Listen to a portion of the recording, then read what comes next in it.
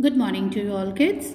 और हम लोग अपने इसके पहले वाले वीडियो में ये डिस्कस कर रहे थे कि how the phase of the second urbanisation was there.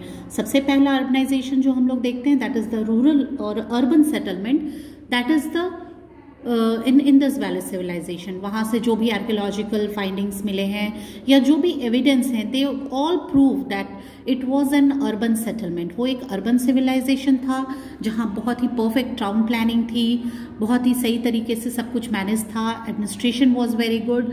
So all these things were proving it as an urban settlement. Okay, then will also learn about the later Vedic age, जो एक semi rural kind of settlement था जहाँ village पे ज़्यादा focus किया हुआ था, गांव थे, काऊ को बहुत ज़्यादा ये किया जाता था, इम्पोर्टेंस दिया जाता था, रिचुअल्स बहुत ज़्यादा थे, किंग वॉज देयर। तो वो अर्बन सेटलमेंट ऑलमोस्ट नहीं था।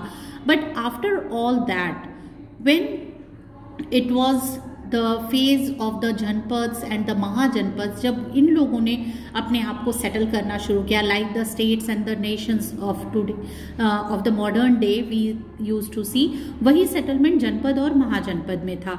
सो व्हेन दैट केम, जब वो धीरे धीरे फैलना शुरू हुए, जनपद का जो सिस्टम था वो जब फॉलो होना शुरू हुआ, then the second urbanisation was there. Second urbanisation it is called because the previous ones were the first ones as an urban settlement. Okay, तो किस तरह से किन चीज़ों ने बहुत ज़्यादा हेल्प किया अर्बनाइजेशन को और उस समय की चीज़ों को फ्लरिश करने में। हम लोगों ने पढ़ा था कि iron was very much in use, और इसकी जो भी यूज़ था वो एग्रीकल्चर पर्पसेस में उस वक्त के लोग बहुत ज़्यादा इससे हेल्प लेते थे, जिससे कि प्रोडक्टिविटी भी बढ़ी थी।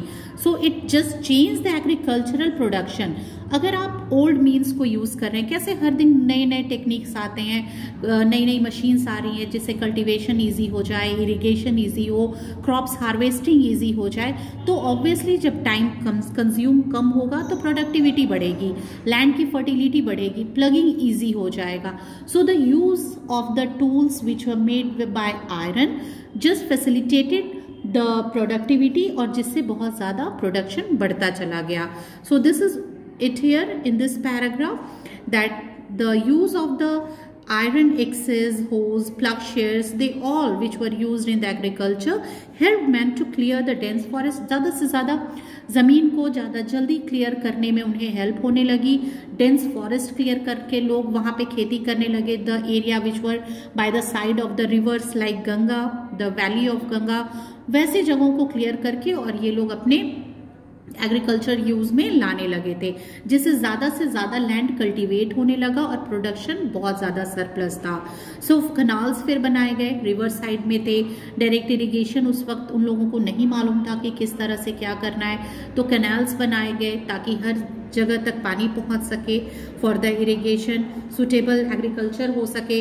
देन द आर्टिफिशियल रिजर्वॉयर्स, जिन्हें आज हम टैंक कहते हैं, उनमें पानी जमा किया जाने लगा जो बारिश होती, क्योंकि सिंस द डे ओल्ड, ऐसा नहीं है कि आज हम लोग बारिश पे डिपेंड कर रहे हैं, हमेशा से बारिश पे ही लोग डिपेंड करते हैं for the kind of irrigation. Okay, तो ये कैनाल्स और रिजर्वॉयर्स को यूज किया जाता था, ये भी बनाए गए। And these all were made possible by the use of the modern techniques, the tools and the implements which were basically made of iron। okay, तो इस तरह से जो फर्टाइल लैंड था उसको यूज करना, प्लस इरिगेशन की फैसिलिटीज को और ज्यादा इंप्रूव करना, कैनाल्स बनाना, टैंक्स बनाना, इससे जो था वो बहुत ज्यादा इंक्रीज हुआ एग्रीकल्चरल प्रोड्यूस में। Like the Nandas, the kings built a canal at Kalinga. साउथ में चोला किंग करिकेला ने बनाया इरिगेशन फैसिलिटीज, उन्होंने बहुत ज़्यादा इन्हांस की थी कावेरी रिवर वैली में। So these things helped a lot. Now here we can see the different classes of cultivators. अलग अलग तरह के टर्म्स यूज किए गए in the north and the south for the cultivators. Okay, in south India 3 categories थी cultivators की। वेलर जो land owners थे, Uzhavar the ordinary farmers and Adimai और कदाय से आर जो लैंडलेस लेबरर्स थे, लैंड ओनर्स जिनकी जमीन हुआ करती थी, जो ओन करते थे लैंड को, ऑर्डिनरी फार्मर्स जिनके पास बहुत ज्यादा जमीन नहीं हुआ करती थी but they used to do the agricultural work, and then the landless labourers जो दूसरों की जमीन पे काम करते थे खेती की, उनके पास अपनी जमीन नहीं होती थी। This was in the south. Now this is in the north. Okay, north में भी 3 कैटेगरी में डिवाइड किया गया। It's almost the same. जो ग्राम भोजका, द विलेज हेडमैन जो गांव का हेड हुआ करता था, the tax collector for the king, largest land owner, वो सबसे बड़ा लैंड ओनर होता था, ग्राम भोजक जो होता था। Then at the second level it was the dasa karmakara जो लैंडलेस वर्कर, उन्हें दास मानते थे, उन्हें गुलामों की तरह उनसे काम करवाना, जो दूसरों के जमीन पे जा करके और बस एज अ लेबर काम करते थे, उनकी न जमीन होती थी। देन गृहपतिज जो स्मॉल लैंड ओनर्स थे, the same category is in the south also and here in the north also. इसको इस तरह से डिवाइड कर दिया गया था। ठीक है, सबसे पहले जो लैंड ओनर्स जिनकी जमीन है, फिर स्मॉल फार्मर्स जिनके पास बहुत ज्यादा नहीं पर थोड़ी बहुत जमीन हुआ करती थी, and one is the landless workers जिनके पास बिल्कुल भी जमीन नहीं होती थी, अपनी खेती का कोई साधन नहीं होता था, वो दूसरों की जमीन पे जाकर के और खेती किया करते थे। Okay, then the use of the coins in a large scale also helped this second phase of urbanization। उस वक्त बहुत ज़्यादा यूज़ हुआ था और ये बहुत ही सही तरीका था, क्योंकि सबसे पहले क्या होता था, barter system was always there, exchange of goods was done, but coins जो थे वो मटीरियल यूज में ज़्यादा से ज़्यादा आने लगे थे। आर्कियोलॉजिस्ट ने ऐसे हजारों सैकड़ों कॉइन्स को सर्वे किया है, रिसर्च में उन्हें मिला है। They have found so many of them. The earliest coins consisted of flat pieces, silver, bronze, और बहुत ही इरेग्युलर शेप के होते थे। ऐसा नहीं कि राउंड ही हैं या फिर स्क्वायर हैं या किसी और, ऐसा कुछ नहीं। दे ऑल और वर इरेग्युलर शेप्स, बहुत ही अलग अलग शेप में सारे कॉइन्स मिले हैं। Coins did not have any inscriptions, कोई उनमें इंस्क्रिप्शंस नहीं होता था, कोई वैसे चित्र बने हुए नहीं होते थे, but there were number of punch marks, punch mark किया हुआ कॉइन होता था उस वक्त का, जैसा भी आर्कियोलॉजिकल फाइंडिंग्स में हमें मिले हैं। एंड कुछ ऐसे एम्बलम्स होते थे किंग्स के जो उसके ऊपर में मार्क कर दिए जाते थे, जिससे उनकी रियलिटी को प्रूव किया जा सके कि these are the coins which are made for doing the business. Okay, now the agriculture तो ऑब्वियसली बड़ा ही था, and here you can see in your book some punch marked coin जो अलग अलग रेगुलर शेप में नहीं, क्योंकि बहुत ही परफेक्ट कोई वैसी मशीन नहीं होगी, कोई वैसा प्रॉपर तरीका नहीं होगा जिससे वो एकदम परफेक्ट शेप के किसी कॉइन को प्रोड्यूस कर सके इन अ लार्ज स्केल। तो ये हैंडमेड होते होंगे जिसके कारण ये बहुत सही आकार के नहीं है।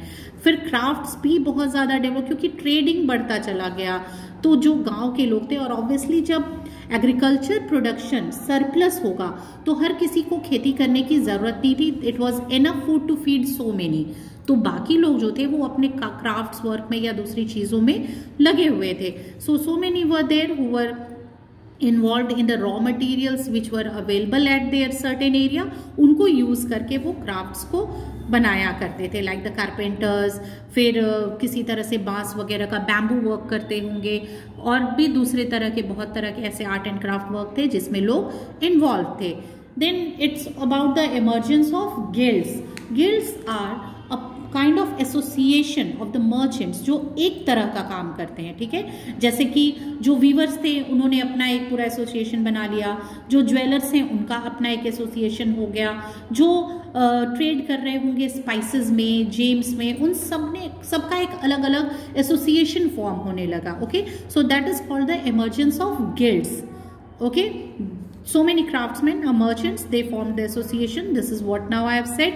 इन्हें श्रेणी भी कहा जाता है, और इसे एक चीफ और द लीडर जो होता था वो उस एसोसिएशन को हेड करता था और बाकी लोगों को डायरेक्ट करता था, सुपरवाइज करता था उनके वर्क को कि किस तरह से उन्हें वर्क अपना करना है। सो इन ऑर्गेनाइजेशंस ने बहुत ही इंपॉर्टेंट रोल प्ले किया in the ancient world. The guild fixed the rules of work, किस तरह से काम करना है, वेजेस कितने होंगे, लेबर्स को कितना देना है, आप कितना काम करवा सकते हैं, नहीं करवा सकते हैं, कमोडिटीज की प्राइस को फिक्स करना, ये सारे वर्क जो था वो गिल्ड की जिम्मेदारी थी।